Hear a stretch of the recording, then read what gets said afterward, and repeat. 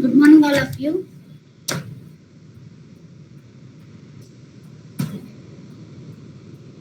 Some of you asked me to revise fourth unit in the last class, right? So in today's session, shall I revise the fourth unit or I'll start the fifth unit?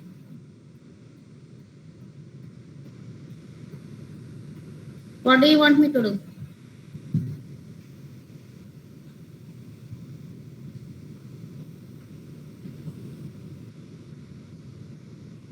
Surya Teja. Fourth unit revision? Okay then. I'll revise the fourth unit in today's class and I have posted some 10 questions in the quiz. I'll start quiz, right? And I'll give you half an hour of time for quiz, right?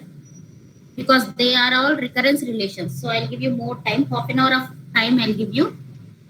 Before that, I'll start the revision, okay? So what are the topics we have in this fourth unit? So we have discrete probability. Okay? This is your first part and second part is your advanced counting techniques.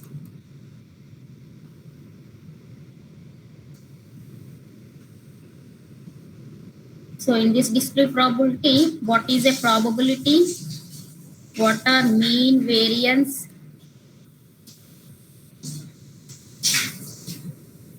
standard deviation? What is a Bayes theorem? And in the second part, we'll be discussing what is a recurrence relation, how to get the recurrence relation for towers of Hanai problem, the general recurrence relation for towers of Hanai problem, how to solve the recurrence relations using iterative approach, method of characteristic roots, generating function. Along with that, we have seen how to solve a non-homogeneous recurrence relation. After that, principle of inclusion and exclusion, right? So these are the main topics we have in this unit and you have to concentrate more on solving the recurrence relations, right? So sometimes they may ask you just solve the so and so recurrence relation. In that case, you can follow any of the three methods. If they mention the method which you have to follow specifically, then you have to use the specified method to solve the recurrence relation, right? Now we'll say probability first.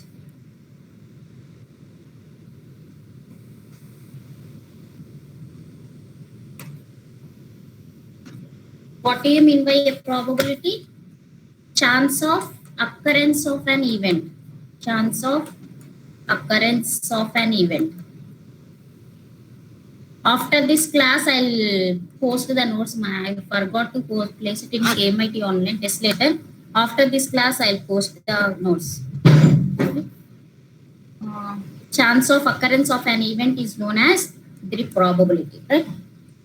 So before we go into this probability, we should know what is a random experiment. What do you mean by random experiment? Random experiment means the experiment in which we know all the outcomes, all the possible outcomes are known. What are all possible outcomes? That is known.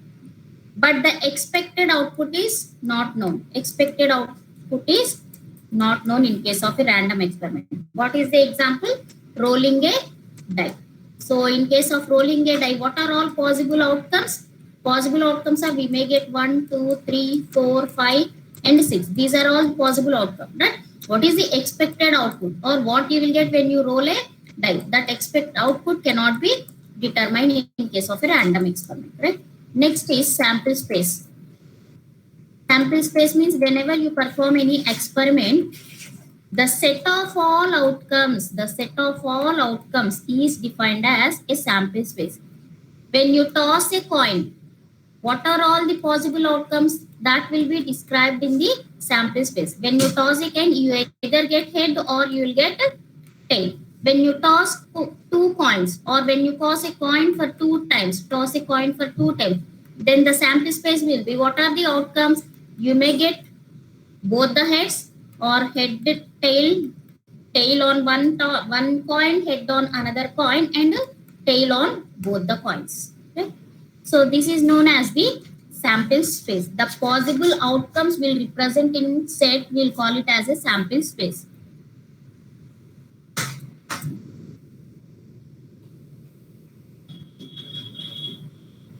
Next, event. Event means any subset of the sample space. Any subset of the sample space is known as the event. We have two types of events, simple event and compound event. Simple event and compound event. Simple event means there is only one outcome, single outcome from a random experiment. So more than one outcome in case of a compound event, right? When you toss two coins, just now we have seen what is the sample space, right? Head, this is the sample space, right? Now, let us assume that consider an event E which represents both our heads, right? Now, what are the outcomes? Only one outcome, both head. So with this specific event, how many outcomes you'll have? We have only one outcome. Now here the outcome is only one, only single outcome or single output. We'll call it as a simple event. Consider one more event where there is at least one head. Then you'll have the outcomes are HT and TH. Right? Now here we have more than one outcome. We'll call it as a compound event. Clear? An event is a subset of a sample space. We have two categories under this, simple event and compound event. If the outcome is only one, we'll call it as a simple outcome. But if the outcomes are more than one, we'll call it as a compound outcome. Now, using all these, you define the probability. So, probability of an event is equal to total number of favorable outcomes. This word is important. Favorable outcomes or requested outcome. Favorable outcomes by total number of outcomes. Total number of outcomes. Total number of favorable outcomes by total number of outcomes. Okay? So we have two categories of this probability. Discrete probability distribution and continuous probability distribution. So this is also known as probability mass function. Probability mass function. Discrete probability distribution is also known as probability mass distribution. Right? So in this case, your random variable is definite or finite. In case of continuous probability distribution, the random variable is infinite. Okay. Now let us see some examples. So consider an experiment of tossing a coin, tossing 3 coins. Okay. Then how many sample space, how many outcomes will be there in the sample space, ma? For every coin, we'll have 2 outcomes, right? So now it is tossed. We are tossing 3 coins, so 2 power 3. That is 8 outcomes will be there, right? Now you know all these outcomes.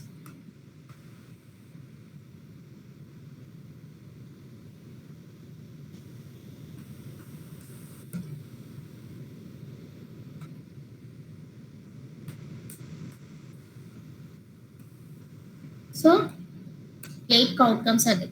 Now consider a random variable x which represents the number of heads.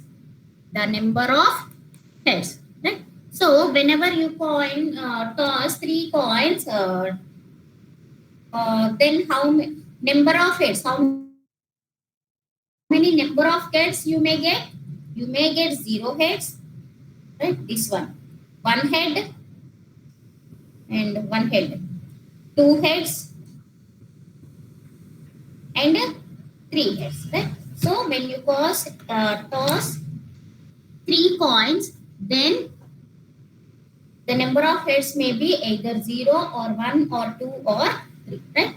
Now find the probability for all these random variables, right? So now the random variable is 0, 1, 2, 3. Now what is the probability of this random variable, probability of this number of heads?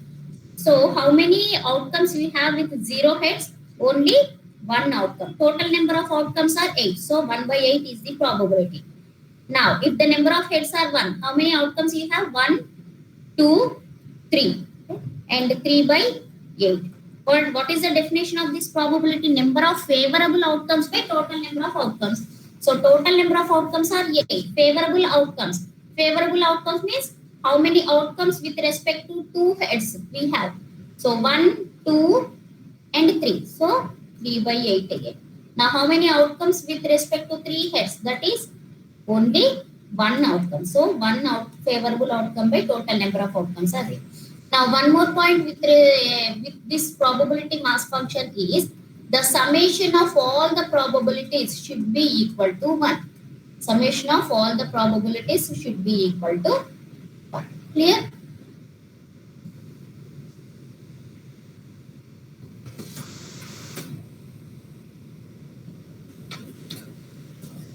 Now, what is a standard mean, variance, and standard deviation? We see the formulas for this.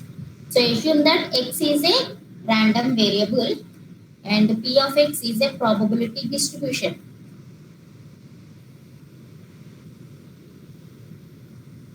So, then the mean, generally it is represented as with this or p of x.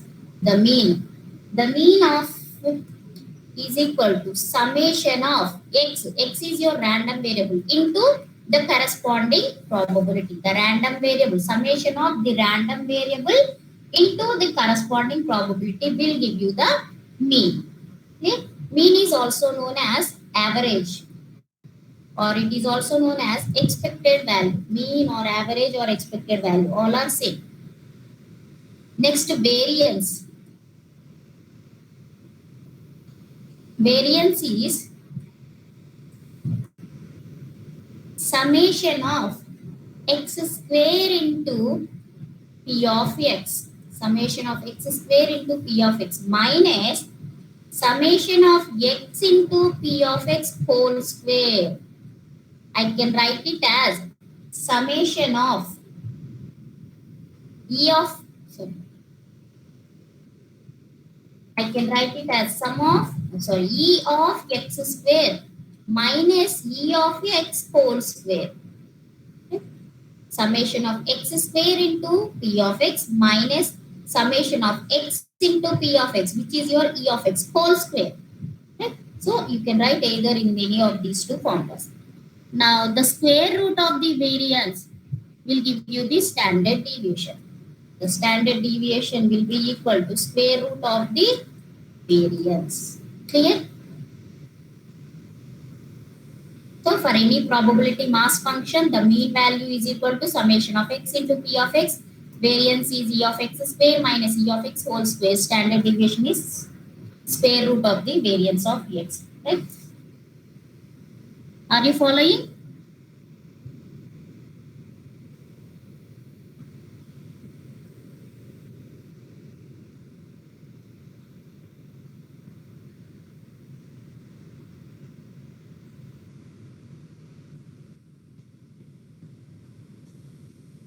So whenever a probability mass function is given, then when any function is given, how to check whether the given function is a discrete probability distribution or not, or whether it is a probability mass function or not.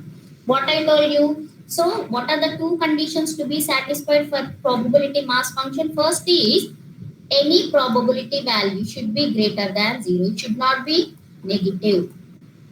Probability value for every random variable should be greater than 0. And one more is sum of all the probabilities should be equal to 1. So if these two conditions are satisfied, then we'll call it as a probability mass function. Right? Consider x, where the random variable is 0, 1, 2, 3, 4.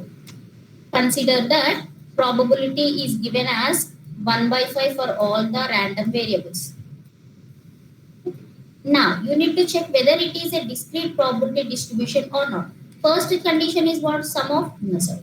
Probability for every random variable should be greater than 0. Yes, it is greater than 0 for all the random variables. The first condition is satisfied for all the random variables. Now, what is the second condition? When you add all the probabilities, you should get a value of 1. So, 1 by 5 plus 1 by 5. Like that, if you add all these probabilities, you must get 1. So 5 by 5 which is equal to 1. The second condition is also satisfied. In this way, you can find whether the given function is a PMF or not.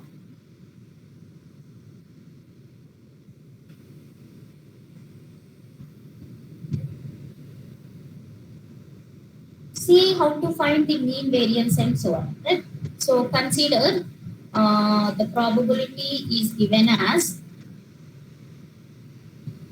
they may give you the table directly like this, or they may give you the question something like a coin is tossed 2 times, what is the probability of the number of heads? So number of heads means, just now we have seen we have 4 chances. 0 heads, you may get 1 head, 2 head, 3 head, right? And the corresponding probabilities also you will write, or else they may give you the function directly like this.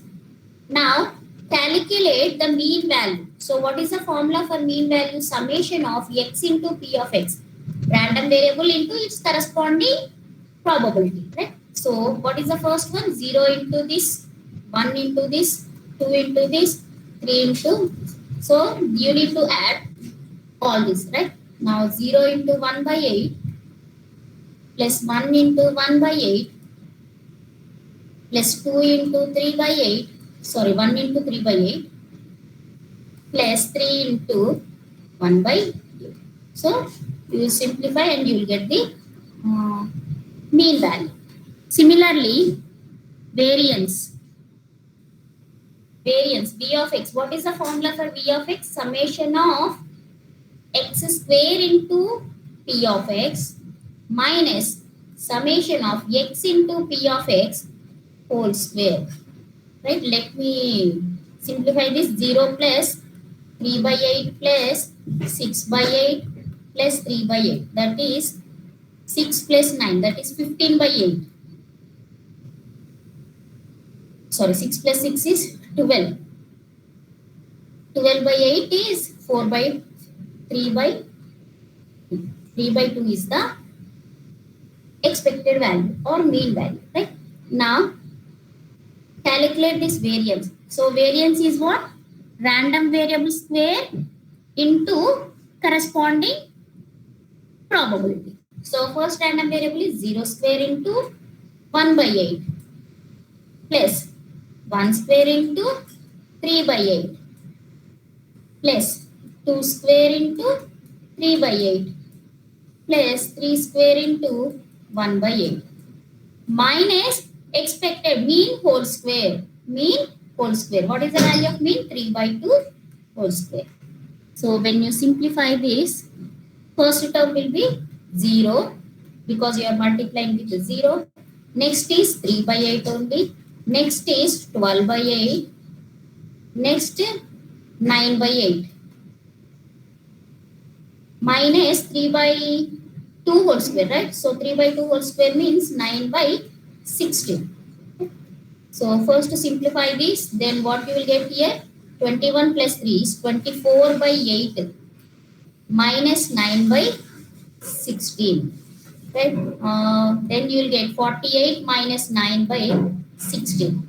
39 by 16 is your answer. Clear now? Similarly, what is the value of this standard deviation? Standard deviation is square root of V of x. So, square root of 39 by 4. That is 1 by 4 into square root of 39 is your answer. Is it clear? In this way, we can find mean, variance and standard deviation.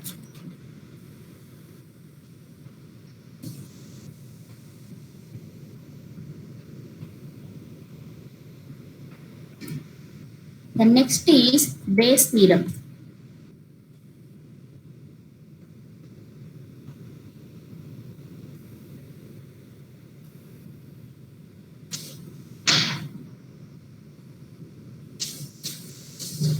So Bayes theorem is, it is based on the previous outcomes, based on previous outcome, based on this previous outcome occurring, we'll use this Bayes theorem, right? So what is the formula for Bayes theorem? P of AI by B is equal to, what is P of A by B? P of A by B means the probability of A given B. P of A by B means, P of A means the probability of A occurring, right? What is the probability of A satisfying or occurring? Similarly, P of A by B means probability of A given B. Now, what is the formula for this? P of AI by B. P of AI by B is equal to P of A into P of AI into P of B by AI. That is the numerator. And denominator is summation of the numerator. Summation of the I is equal to 1 to n P of AI into P of B by AI. So this is the formula for Bayes theorem.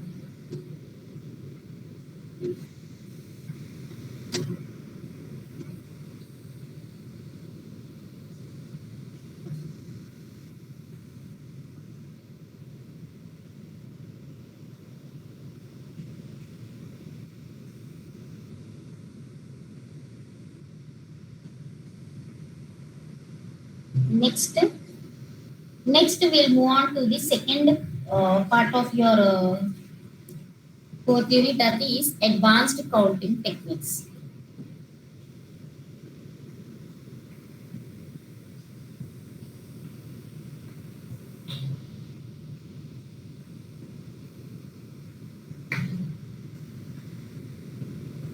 So in this, we'll see the recurrence relation first. So what is a recurrence relation?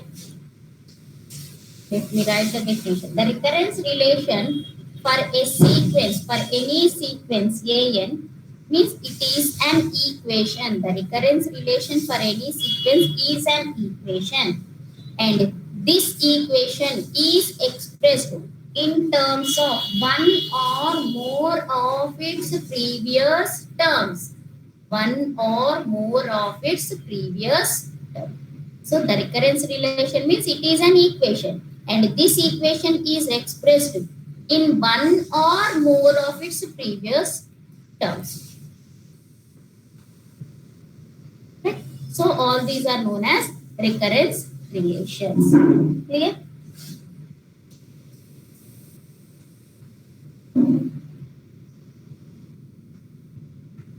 So when a sequence is given, you can find the recurrence relation. When any sequence is given, you can find the corresponding recurrence relation, right? Something like 5, 8, 11, so on so. So when you observe the difference is 3. Therefore, you can write the recurrence relation as n plus 3.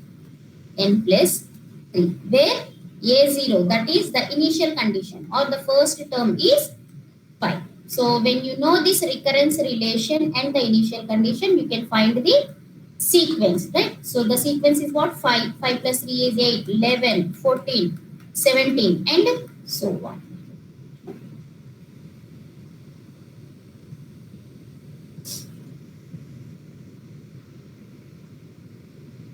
So do you understand how to get the recurrence relation for the towers of Hanoi problem?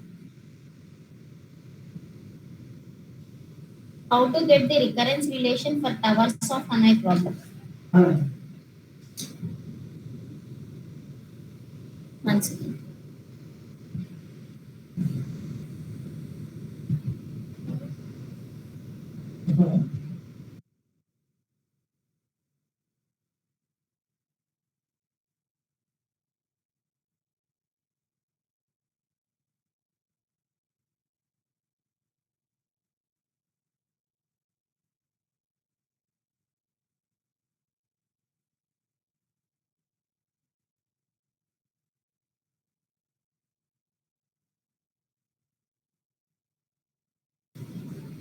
Okay, let's see the towers of Hanoi problem.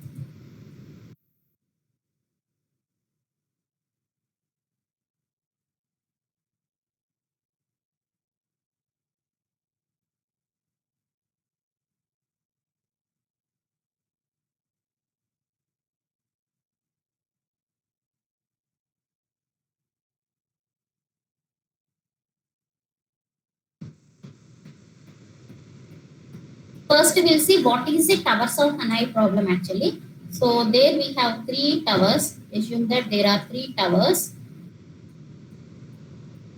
Initially, the discs were placed on the first tower. The discs were placed on the first tower such that the smallest disc is at the bottom and the largest disc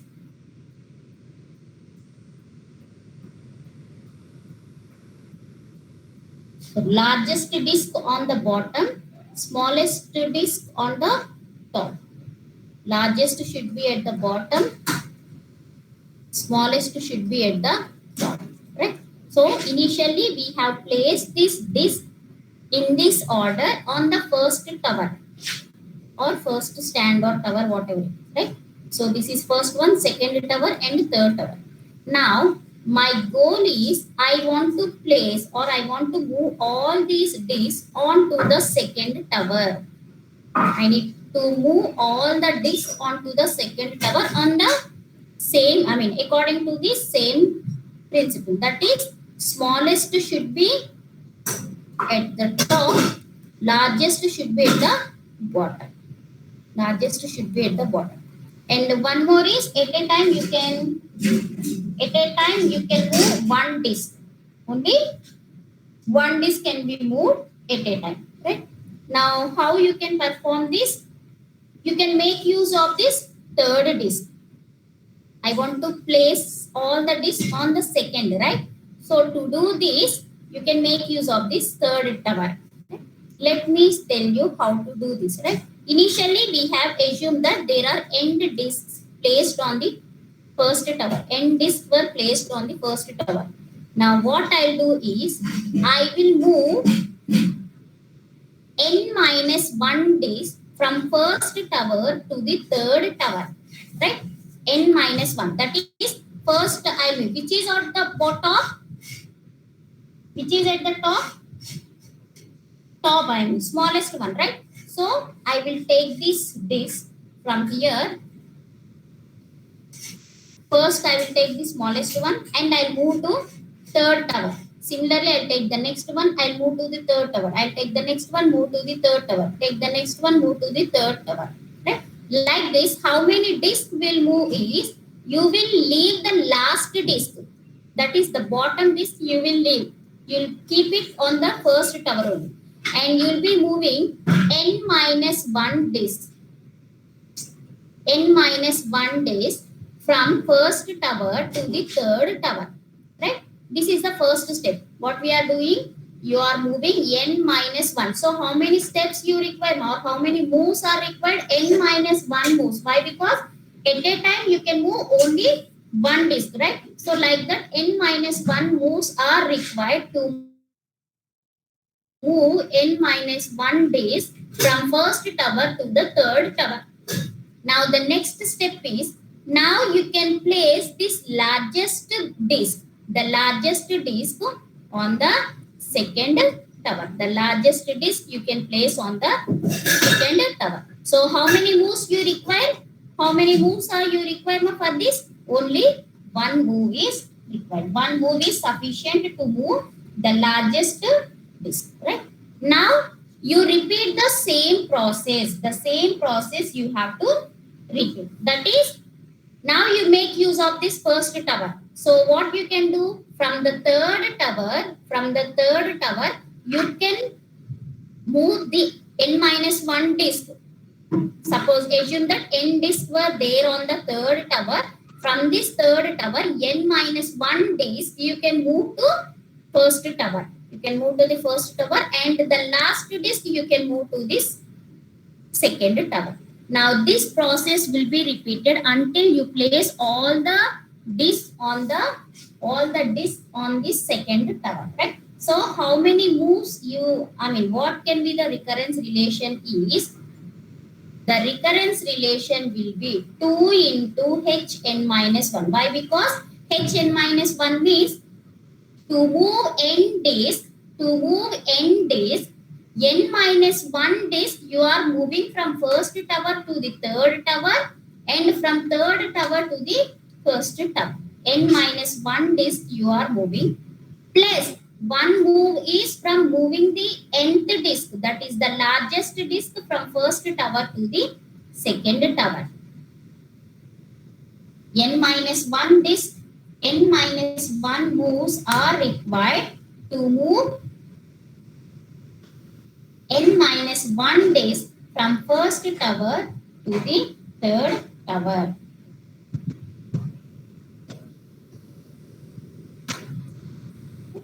So now you can simplify this. This is a recurrence relation. So to get the solution for this, you can solve, you can simplify this recurrence relation. Right? Hn equal to, I can write it as 2 into, in place of hn minus 1, you substitute this. It is something like iterative approach. What is the initial condition? To solve this, you should know the initial condition. H1 equal to 1. Why? Because you are moving one disk from first stand or first tower to the second tower. So Hn minus 1 is 2 into Hn minus 2 plus 1 plus 1 will be the same. And you can simplify it as 2 square into Hn minus 2 plus 2 power 1 plus, I can write 1 as 2 power 0. Now you again replace this Hn minus 2. Then you will get 2Hn minus 3 plus 1 plus 2 power 1 plus 2 power 0. Now what you will get, 2 cube into Hn minus 3 plus 2 square plus 2 power 1 plus 2 power 0. So when you keep on simplifying this, you will get, I'll write here, 2 power. So here if the suffix is n minus 3, the power should be 3. If the suffix is n minus 1, what can be the power? 2 power, sorry, if the suffix is 1. Why? Because you know the initial condition h1. So if the suffix is 1, then the power should be n minus 1.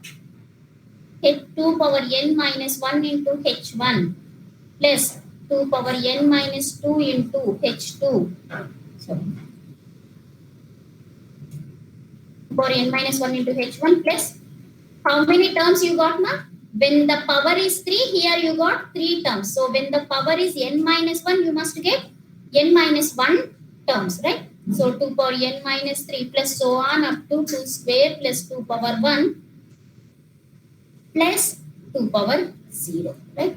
So this can be written as 2 power n minus 1 into h1. h1 is 1 only. So 2 power n minus 1 plus 2 power n minus 2 plus so on up to 1 plus so on up to 1.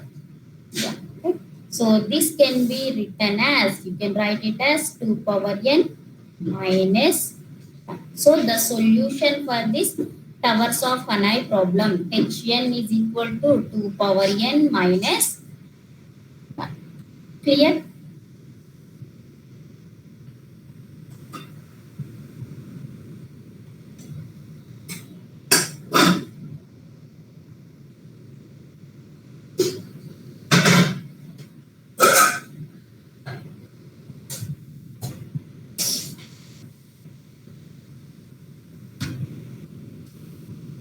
Now we'll see solving the recurrence relations. How to solve the recurrence relations, we'll see now.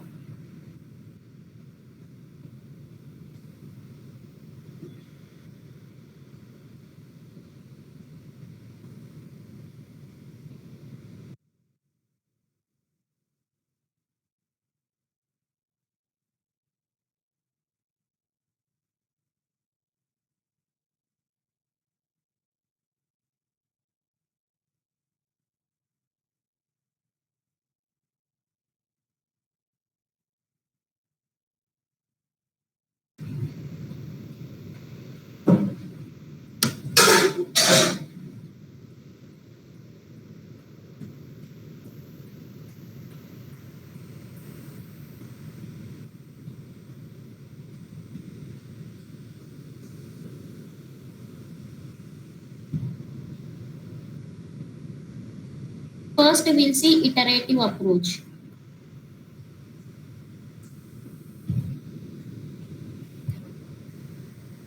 It is also known as substitution method.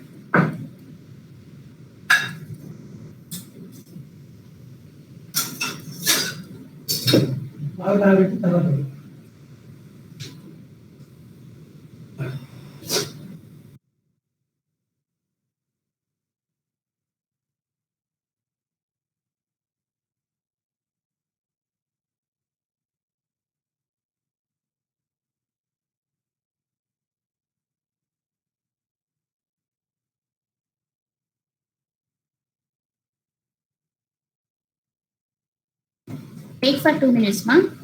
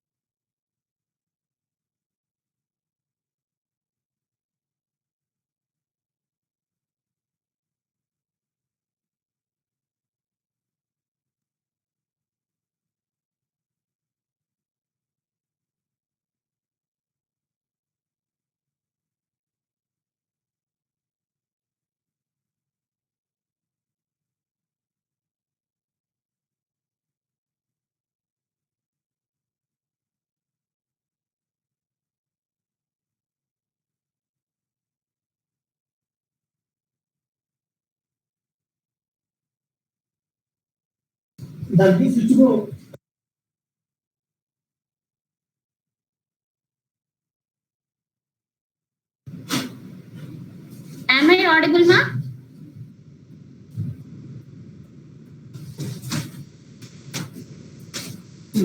Okay. Now we'll see how to solve the recurrence relations. So first we'll see the iterative approach. In case of iterative approach, what we will do is we will replace the previous term. Suppose if an is equal to an minus 1 is given. How we got the solution for towers of Hanai problem. That is your iterative approach. There what we did, hn equal to 2n h minus 1 plus 1 is the recurrence relation, right? There hn minus 1 is replaced using hn value, right? So that is known as the iterative approach. Let me tell you examples for this iterative approach. So it is something like the backward substitution. The backward substitution. Right? So consider an example an equal to 2a n minus 1 plus 1. Suppose if a recurrence relation is like this and n greater than or equal to 2 and a initial condition is given as, sorry, a1 is given as 3. Okay? So if you have a recurrence relation like this, how you will get the solution using substitution method. Substitution method. So this an minus 1 on the right hand side should be substituted with an by considering n equal to n minus 1.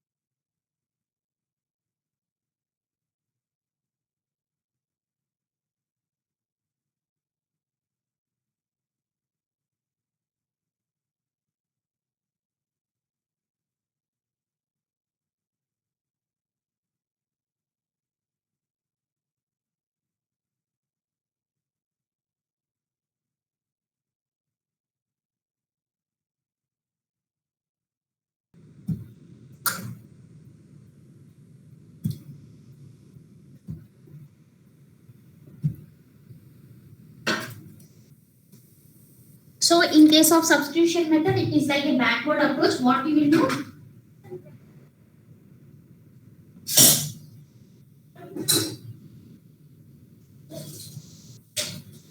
You will substitute the value of an in case of an minus 1. And an minus 1 value will be substituted in an minus 2, and that process will be repeated until you get the solution, right?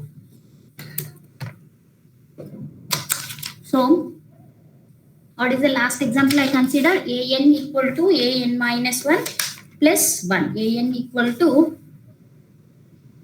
an minus 1 plus 1. So what you will do is an minus 1 is replaced. You can replace an minus 1 with an. So I can write this as an value is an minus 1 plus 1. So an minus 1 means you put n equal to n minus 1. Then you will get an minus 2. Sorry, 2an minus 1. 2 into 2an minus 2 plus 1 plus this one will be the common. In place of this, I have written this. This can be simplified as 2 square into an minus 2 plus 2 plus 1. Now you again replace an minus 2. It can be written as 2an minus 3 plus 1 plus 2 plus 1. This can be written as 2 cube into an minus 3 plus 2 square plus 2 can be written as 2 power 1 plus 1 can be written as 2 power 0. Okay. Now you again replace an minus 3. It can be replaced as 2an minus 4 plus 1 plus 2 square plus 2 power 1 plus 2 power 0. Right? It can be written as 2 power 4 an minus 4 plus 2 cube plus 2 square plus 2 power 1 plus 2 power 0. Right? Now when you keep on substituting like this, so first we have n minus 1. N minus 1 is reduced to n minus 2. This is reduced to n minus 3. It is reduced to n minus 4. Next, it is reduced to n minus 5. Right? So like that, you will get an equal to, somewhere you will get a1. When you keep on like this, you will get a1 at one point of time. Now, what can be the power now? So what can be the power here? If the suffix is n minus 4, you got the power as 4. Right? Now, if the suffix is 1, here the suffix is 1. So if the suffix is 1, the power can be n minus 1. If the suffix is 1, you can have the power as n minus 1. N minus 1. Now, next terms will be, if the power is 4, how many terms you got? Here the power is 4, so you got 4 terms. Now here the power is n minus 1, so you must have n minus 1 terms. N minus 1 terms. 1 plus 2 square plus so on. Up to how many terms you will get now? What can be the last term here? Here if you have 4, you got n minus 1, 4 minus 1. If you have n minus 1 here, you will have n minus 2. So next is n minus 3. Like that, you will have the terms up to 1. That is 2 power 0. Right? Now, you remember the formula 1 plus x square plus so on up to x power m is equal to 1 minus x to the power of m plus 1 by 1 minus x. Now, you have to remember this formula. Why? Because this is in this specified formula. Right? Now, you just replace the sequence with the formula. Now, what you will get? an is equal to, what is the value of a1? Initial condition is given as 3 into 2 power n minus 1 plus, now here it is in the form of 1 plus x square plus x cube plus so on up to x power m. What is the value of m here? M is n minus 2. Now, you can write this as 1 minus, what is the value of x? 2. 2 power, value of m is n minus 2. n minus 2 plus 1 is n minus 1 by 1 minus 2. Right? Now, it can be written as 3 into 2 power n. Here in numerator, you will get minus. So, this will become minus. So, minus into minus is plus. Plus 2 power n minus 1 minus 1. Now, it is 3 into 2 power minus 1, 1 into 2 power. That is 4 n minus 4 minus 1. So, you can write 4 as 2 square into minus 1 minus 1. So the base is same. So you can add the powers. So 2 power 2 plus n minus 1, that is n plus 1 minus 1. So this is the solution. An equal to 2 power n plus 1 minus 1 is the solution. So in this way you can get the solution for using substitution method. Now let us see how to get the solution for a recurrence relation using the method of characteristic roots. Shall I start the test at 10:30? 20 minutes of time is sufficient. 10:30 start cheyanamma.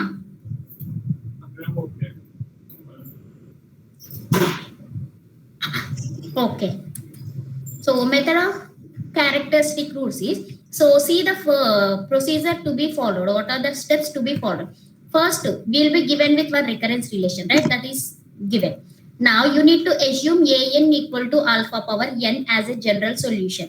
Next step is you need to divide the and using this you have to rewrite the recurrence relation. Rewrite the given recurrence relation. After that, this relation has to be multiplied with, divided with the lowest power,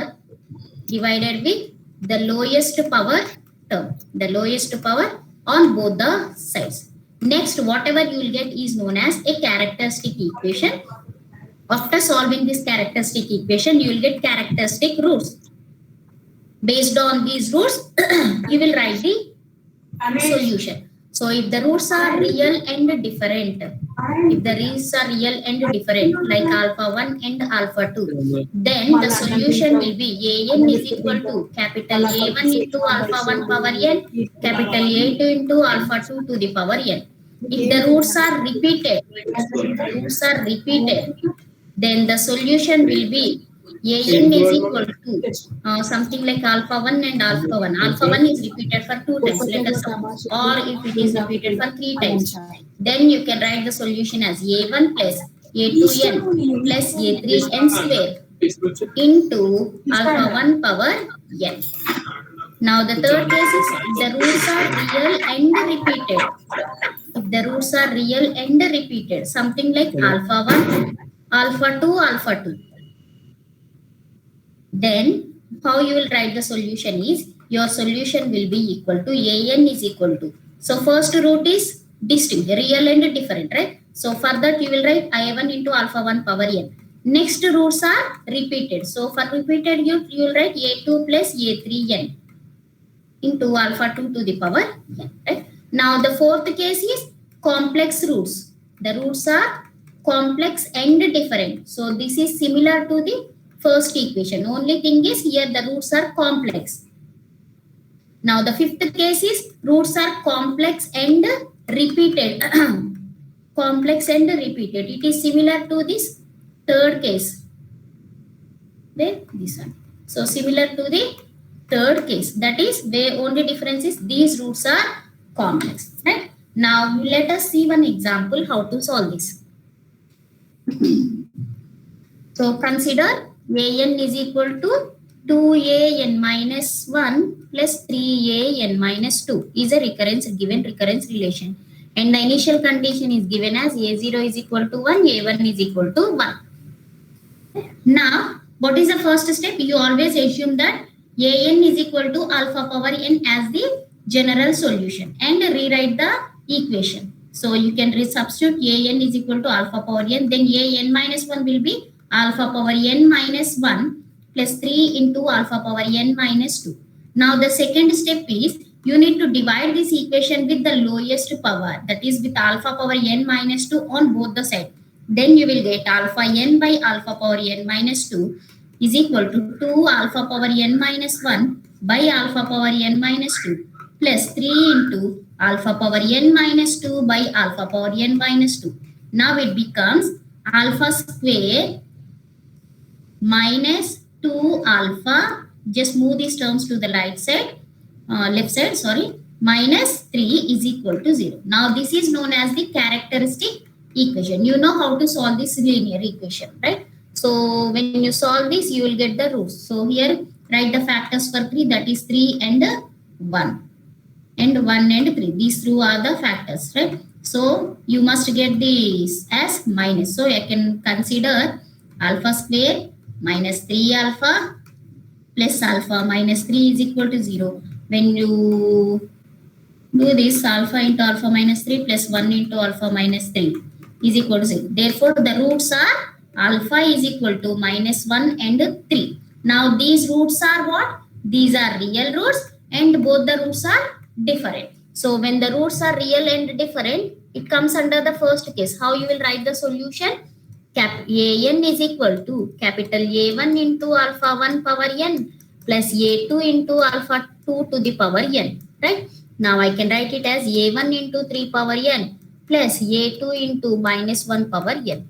Now you can find the values of A1 and A2 by using the initial condition, right? What is the initial condition? A0 is equal to 1, A1 is also equal to 1. So when you put n equal to 0 in this equation, then what you will get? A0. So A1 into 3 power 0 plus A2 into minus 1 power 0. Now what is the value of A0? 1 is equal to 3 power 0 is 1. So A1 plus A2. Similarly, A1 is also given. So put n equal to 1 in this equation. Right? Now you will get A1 is equal to capital A1 into 3 power n plus capital A2 into minus 1 power 1. Then it is equal to 3A1 minus A2. 3A1 minus A2, right? Now when you simplify these two equations, you will get A1 and A2 value, right? So simplify this, then you will get 2 is equal to 4A1. And what is the value of A1 now? A1 is equal to 1 by 2. So when A1 is equal to 1 by 2, substitute in any one of the equation, then you will get A2 is also equal to 1 by 2. Now you substitute the values of A1 and A2 in this, then you will get the explicit solution. This is known as the general solution, and the explicit solution will be 1 by 2 into 3 power n plus 1 by 2 into minus 1 power n. Clear na? So in this way you can get the solution. Suppose if the roots are repeated, how you will write the solution? Let us suppose if the roots are repeated, consider you got the root as alpha equal to 2 comma 2. Then how you will write the solution? An is equal to capital A1 into capital A1 plus A2n into 2 to the power n. Same thing if the initial condition, this is the general solution. If the initial conditions were given, then you can find the explicit solution just by calculating the values of A1 and A2, right? If the roots are real and repeated, something like 2, 3, 3, 4, 4, 4. If you got something like this, if the roots are 5, right? Then how you will write the solution? First root is different, so A1 into alpha 1 power n plus A2 plus A3n into alpha 2 to the power n. Next, A4 plus A5 plus A6n, sorry, A5n plus A6n square into alpha 3 to the power n. So like that you will write the roots. Is it clear, ma?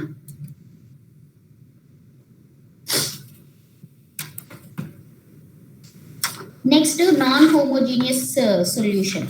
How you will solve the non-homogeneous equation. So non-homogeneous equation is a homogeneous equation plus f of n. It is in the form of a homogeneous equation plus f of n. Right?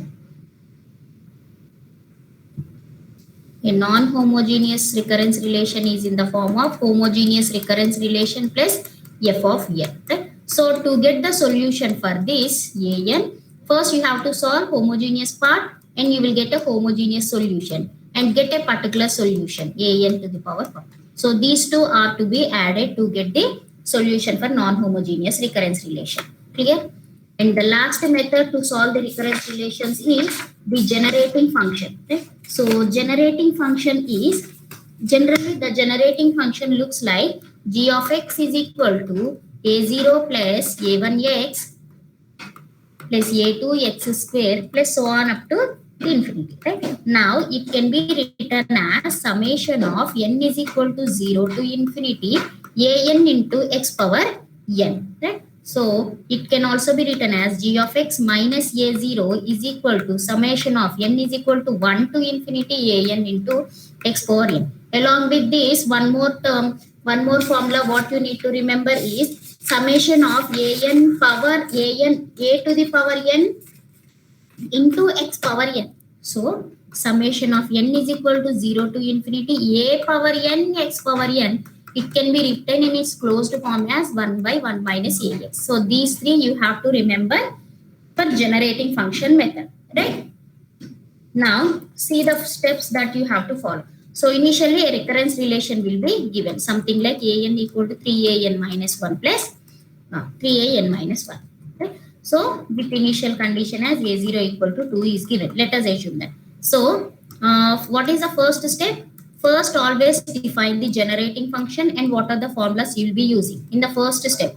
Now in the second step, so here your generating function is in the form of what now? It is in the form of summation form, right? So and every term is multiplied with x power n. So you have to multiply the recurrence relation with x power n. To get this, I mean, what you are doing, you are converting the recurrence relation into g of x form, right? So g of x form is your every term is multiplied with x power n. So multiply the recurrence relation with x power n. Then you will get an into x power n is equal to 3an minus 1 into x to the power n. Next, you should have summation. So you take the summation on both the sides. Take the summation, that is your second step. Summation of an into x power n is equal to summation of 3an minus 1 into x power n. And what are the runners? Always the upper limit is infinity, but the lower limit is in the problem, it is given as an greater than or equal to 1. N greater than or equivalent to 1. Right? So it is n equal to 1 to infinity. N is equal to 1 to infinity. Now when you observe this here in this term, the suffix and the power are different. So for a generating function, the suffix and the power should be the same. That is the reason you need to make the suffix and powers as same. Make the suffix and powers as same. So it is become, now what is the value of this mark? In the previous slide I wrote. So here, if the runner starts from 0, then it is equal to g of x. If the runner here if starts from n equal to 1, then this is equal to g of x minus a0. Right? Now I can write it as g of x minus a0 is equal to, you multiply and divide with x here. Here you multiply and divide with x. So there is no change, right? Because you are multiplying and dividing. Now what I can do is, I can take this numerator, what is there in the numerator, that x outside, so that it becomes n is equal to 1 to infinity an minus 1 x power n minus 1. Now it is again in the form of g of x. Right? Now it is in the form of g of x again. So you can write it as g of x minus a0 is given as 2, 3x into is suffix and power are same. And here if the runner is from 1, we got n minus 1. If the runner starts from 0, here you should have an and x power n. So I can write it as g of x. Now it can be written as, take g of x as common. Then what you will get? 1 minus 3x. G of x into 1 minus 3x is equal to 2. Now this g of x can be written as 2 by 1 minus 3x. Right? Now it is in the form of 1 by 1 minus ax, where a is equal to 3. So what is the formula for 1 by 1 minus ax? Summation of n is equal to 0 to infinity a power n x power n. So this can be written as, you can write this g of x as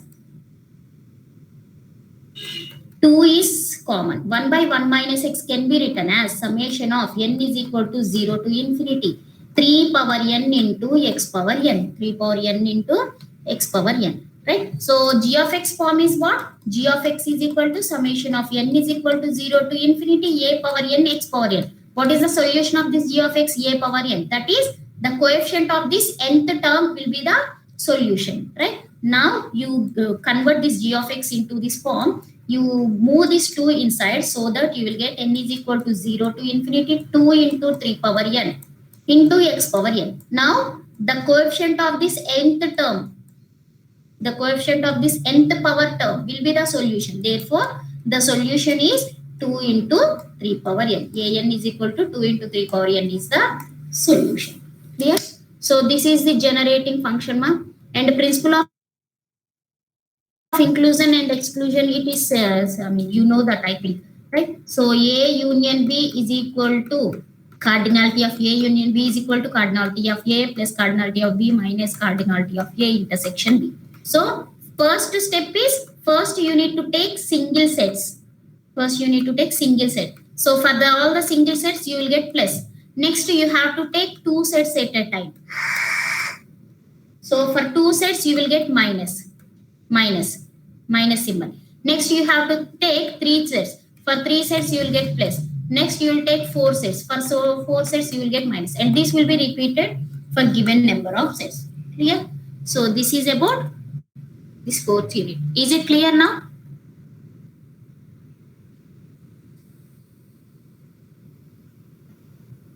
Shall I start the quiz? I'll start the quiz, ma'am. Why? Because 10 questions are there.